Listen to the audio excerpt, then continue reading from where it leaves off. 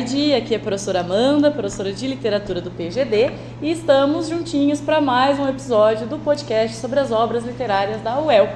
Hoje comigo estão aqui os nossos fiéis alunos do terceiro e a professora Vivi. Então estamos Vivi, Elisa, Marcela, Lara, Gabriel, Luiz, Pedro, Ana, Maria Clara, Rebeca. E vamos comentar sobre a obra Chove sobre a Minha Infância, do escritor paranaense Miguel Sanches Neto. É legal começar dizendo que é um escritor paranaense para marcar essa constância da UEL, né, de sempre privilegiar um escritor paranaense na lista. O Miguel Sanches Neto é um escritor nascido em Bela Vista do Paraíso, então pertinho da gente aqui em Londrina, que morou em algumas cidades paranaenses e hoje mora em Ponta Grossa, trabalha na Universidade Estadual de Ponta Grossa, né? Talvez algum aluno preste vestibular lá na UEPG, talvez até encontre com ele, estude com ele, né? Então é um escritor próximo aqui de nós e que tem um livro que também se passa próximo espacialmente a nós, né? É um livro em que a narrativa se desenrola em cidades paranaenses. Então vamos lá, Miguel Sanches Neto é um escritor nascido em 1965, é um escritor vivo, portanto, então mais uma obra de literatura contemporânea, e escreveu Chove sobre Minha Infância no ano de 2000. Chove sobre Minha Infância é um livro de literatura contemporânea e que tem como principal eixo temático a autoficção e a escrita de si. Então boa parte dessa narrativa tem traços autobiográficos em relação à história de vida do próprio autor. Muito cuidado com isso, tá? Que a gente não pode dizer que é um romance autobiográfico, porque o escritor nunca disse isso e ele nunca apresentou a obra dessa maneira. A gente não sabe até onde que vai a biografia e onde começa a ficção ali dentro. Então a gente diz que é uma obra com traços autobiográficos e a gente diz que é um livro que trabalha a escrita de si ou a autoficção. Então, principalmente para a questão discursiva, que você precisa escrever a resposta, né? Vamos ter um pouquinho de cuidado com esses termos. Além de ser uma obra de autoficção, o Chove sobre Minha Infância também pode ser visto como um romance de formação. Alguém lembra o que é um romance de formação? Cri. Sabe nada? Tá fazendo que não com a cabeça? Maria Clara. Ninguém? Então vamos lembrar o que é um romance de formação. Você lembra de todos os romances românticos? Isso é bom lembrar também. Mas vamos ao romance de formação. Moçada, romance de formação é um romance que vai acompanhar uma personagem durante o seu amadurecimento. Então acompanha a personagem ao longo do tempo. Esse amadurecimento ele pode ser etário, né, da personagem ir crescendo, mas ele é principalmente um amadurecimento psicológico. Então a gente percebe isso em Chove sobre Minha Infância, que a história começa com a personagem Miguel criança, morando em Bela Vista, e termina com a personagem Miguel já adulta, né, indo fazer letras e resolvendo sua vida. Então a gente tem ali uma trajetória da personagem de crescimento e amadurecimento, e é isso que marca o romance de formação, tá? Então Chove sobre Minha Infância também pode ser lido enquanto um romance de formação. Bom, elementos da narrativa aí da história. O espaço do Chove sobre a Minha Infância é o Paraná. A narrativa começa em Bela Vista, passa por Piabiru, que é uma cidade paranaense também, passa por Campo Mourão, que é outra cidade do Paraná, e vai então aí, né, se transcorrer dentro do nosso estado. O espaço é o espaço do Paraná. O tempo acaba sendo a infância e a juventude da personagem principal, que é o Miguel, o mesmo nome do autor do texto, e que dá aproximadamente ali nas décadas de 70 e 80. Então o tempo da narrativa é aproximadamente as décadas de 70 e 80 no estado do Paraná. Em geral, essa narrativa ela vai ter ali dois tempos, né? Então a gente tem um Miguel adulto que narra a maior parte da história narrada pelo Miguel, e esse Miguel adulto vai lançar um olhar sobre o passado. Então ele lança um olhar sobre a sua infância e juventude. Tem que prestar atenção então que convivem esses dois tempos. O presente do narrador, que seria talvez os dias de hoje, e o passado da narrativa, né, que é por onde ele se debruça e os fatos que ele narra e quer pensar sobre.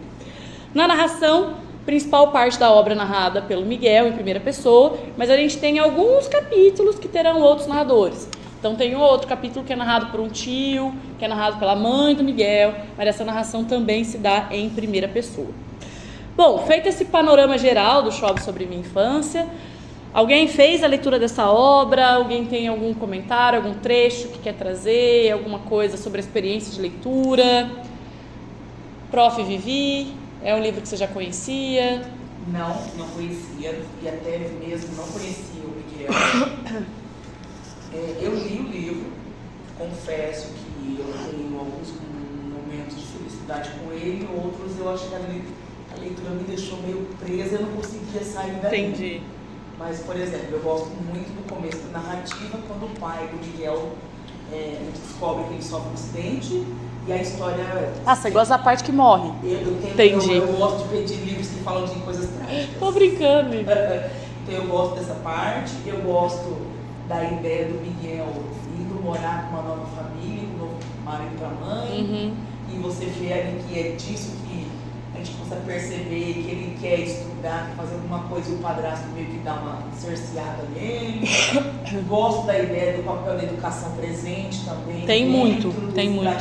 Destacar uma bandeira principal aí dentro. A gente falou disso em Tortarado, mas tem muito aqui também, talvez até mais aqui. A questão me pareceu o Miguel ser uma criança, uma pessoa meio persistente, teimosa e tal, alguns burros na água, mas de um modo geral uma experiência que foi mais feliz do que infeliz, viu? Ah, que bom ouvir isso, de um livro que está no vestibular, de um livro que a gente tem que discutir. E eu gosto da ideia da chuva. Do Chove sobre a minha infância, do título, né? Quando eu li isso, eu falei, gente, que coisa linda, porque a gente tem uma ideia de que chuva é uma coisa pesada, pode trazer medo, uma coisa meio ruim, pode ser ruim, mas a infância é um momento de formação do indivíduo. Então a chuva, para mim, foi um aspecto de trazer possibilidades, limpar coisas ruins e trazer abundância. Se lavar essa juventude mesmo, né? Quando eu entendi o final da narrativa, eu falei, gente, que lindo esse título. É muito bonito, metafórico. É metafórico. Eu acho que chuva é um elemento metafórico na literatura, eu gosto. Sei lá, me lembrou o poema de Fernando Pessoa também. Chuva oblíqua? Tô viajando? Não, tá não. Eu gosto de coisas assim, pessoas que fazem pensar. Muito bom. Você fala, nossa, não acredito. Muito bom, gostei do seu comentário porque me ajudou a puxar vários pontos do enredo que a gente tem que debater um pouquinho, né? Então vamos tentar lembrar um pouquinho do que acontece na história de Chove sobre Minha Infância.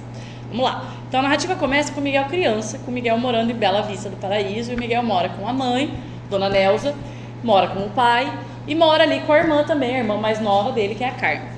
Esse pai do Miguel, o pai biológico do Miguel, ele falece no começo da narrativa, né? Então o pai dele morre, a família dele não era uma família rica, já era uma família que passava por algumas dificuldades, e o pai era o esteio da família. A mãe até fazia algumas coisas para fora, mas ela trabalhava mais como dona de casa, quem garantia o sustento era o pai. No momento que o pai falece, a família se vê em dificuldades. E é a partir dessas dificuldades que a história vai se desenrolar. A mãe começa um relacionamento com uma outra pessoa, que será padrasto do Miguel, que é o Sebastião.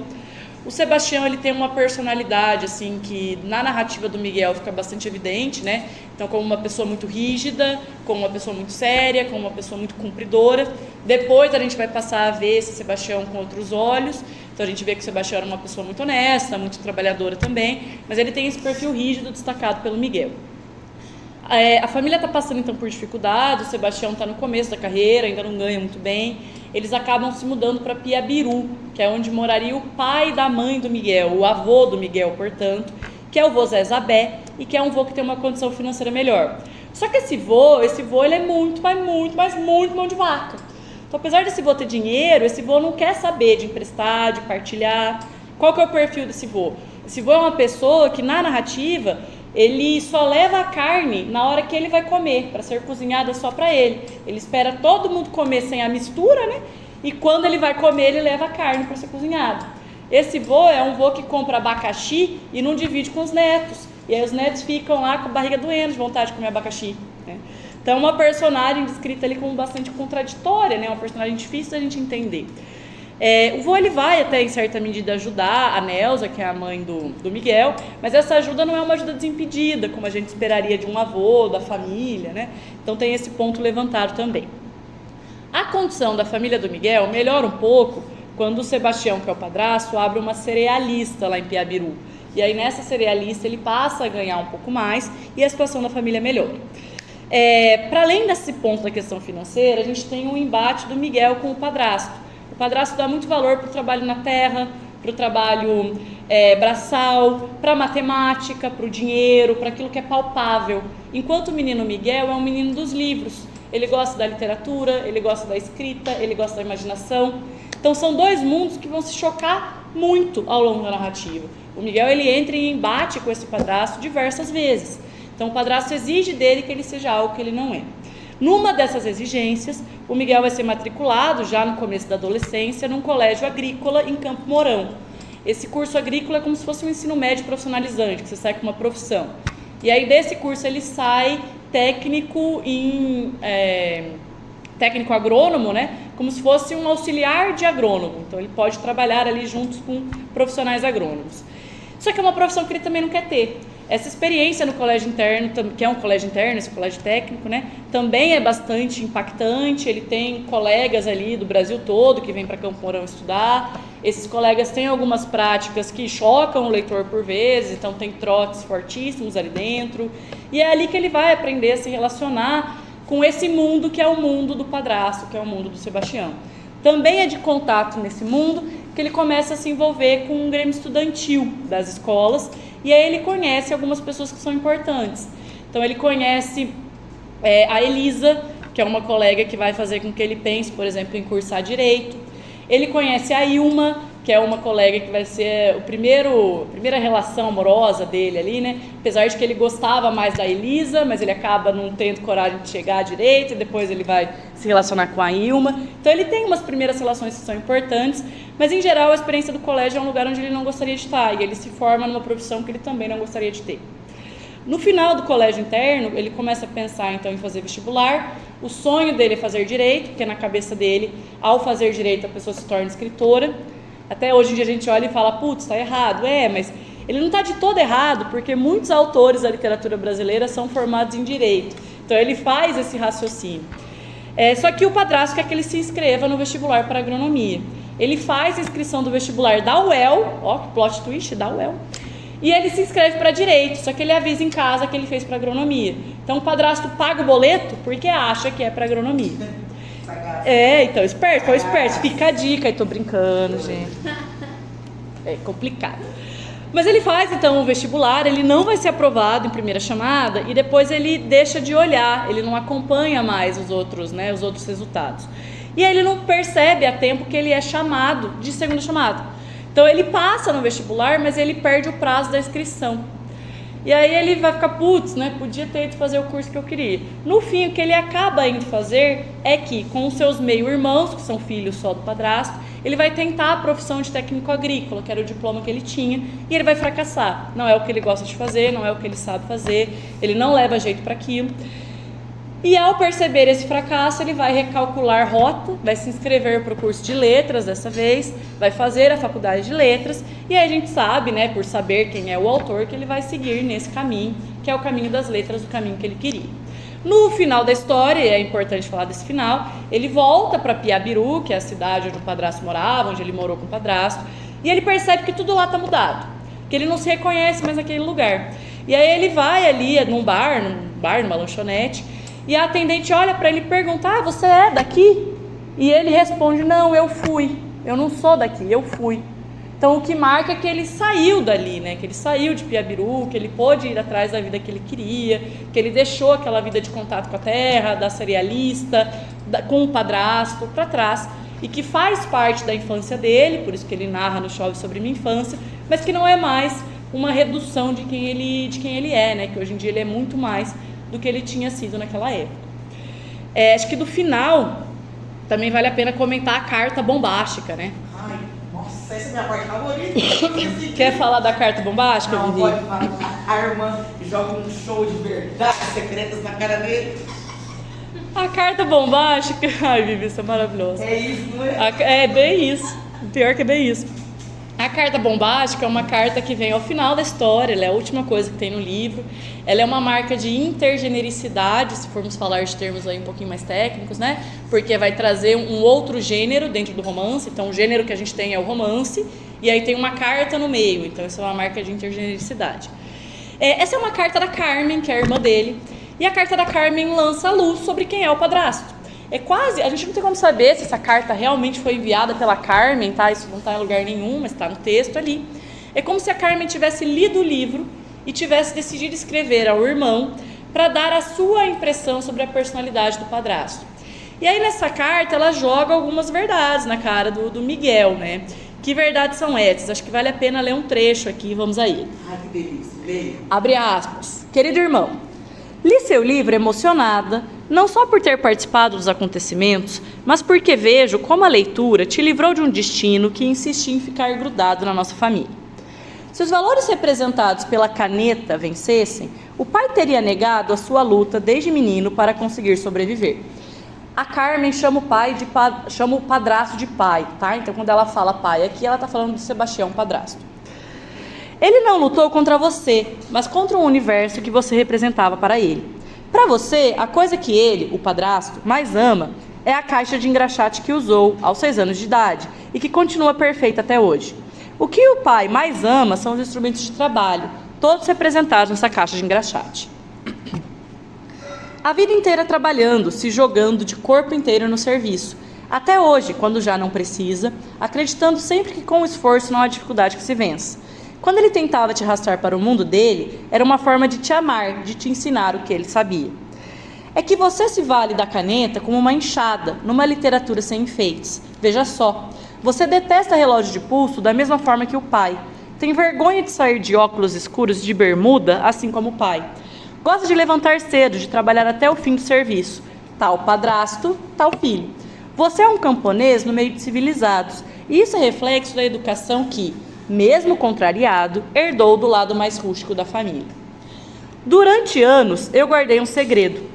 No último ano de vida, por estar desesperado, o pai, e aqui o pai biológico, se envolveu em roubo de café nas fazendas da região. Ele também teve várias amantes durante o casamento. Chegava em casa com marcas de batom na roupa e a mãe aguentava essas coisas em silêncio. Não reclamava para a avó porque não queria que ninguém mais sofresse. Pude assim compreender melhor o padrasto. É um homem que leva a sério a honestidade, tanto nos negócios como na família. Me conte, quando você o viu fazendo qualquer coisa desonesta, enganando alguém na cerealista? E aí ela continua, né, até o final. Um beijo de sua irmã, Carmen Sanches. A carta da Carmen ela é bombástica porque ela lança uma outra luz para a personalidade do padrasto. Na visão do Miguel, o Miguel idealizava o pai que faleceu como perfeito e o padrasto personificava ali esse lado mais duro, esse lado realmente de uma criação mais rígida, né, mais difícil. A Carmen traz um outro olhar, então ela fala, o pai que você idealizava, ele também tinha defeitos. Ele estava envolvido em negócios de roubo de carga de café. Ele estava envolvido com outras mulheres além da mãe. Então o pai não era perfeito. Assim como o pai não era perfeito, o padrasto também tinha os defeitos dele. Mas a mãe procurou alguém que fosse honesto nos negócios e na família. Então ela tem um outro olhar que na narração o Miguel não tinha. Por isso que essa carta choca todo mundo. Vocês lembravam dessa carta, pessoal?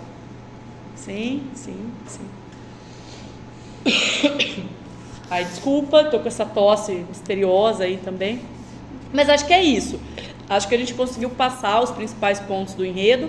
Tem alguma coisa que vocês queriam comentar? Vivi, Elisa, Marcela, Lara.